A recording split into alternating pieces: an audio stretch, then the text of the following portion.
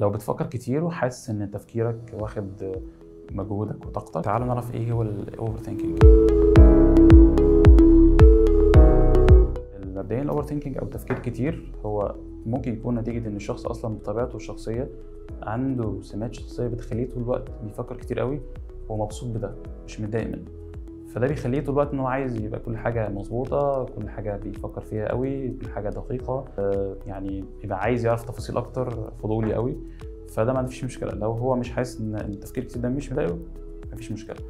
اما التفكير الكتير قوي ممكن يكون نتيجه ان انا عندي فيه حاجات يعني مش قادر اتعامل معاها، زي ممكن يكون مثلا اعراض توتر، او اعراض اكتئاب، او اعراض يعني زي الوسواس القهري او غيرها من الاضطرابات. فده بيخليني طول الوقت ان انا قاعد بفكر كتير قوي، مش قادر ان انا اهدي افكاري، مش قادر ان انا اسيطر على دماغي.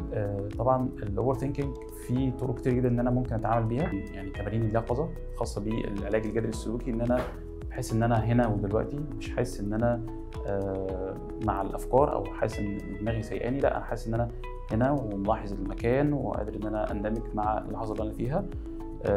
وفكره ان انا اقفل الافكار بتاعتي، زي ان انا ممكن اشتتها اوقات تانية ممكن ان انا اتكلم مع نفسي بصوت عالي، فده يديني حاجات ايجابيه اكتر عن نفسي.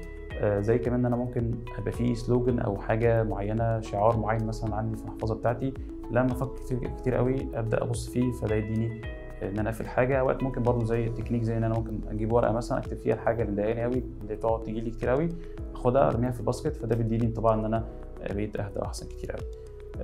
لو حاسس ان انت بتفكر كتير قوي، احنا نقدر نساعدك ان شاء الله. اشوفكم في موضوعات شيقه وجميله مع كريم.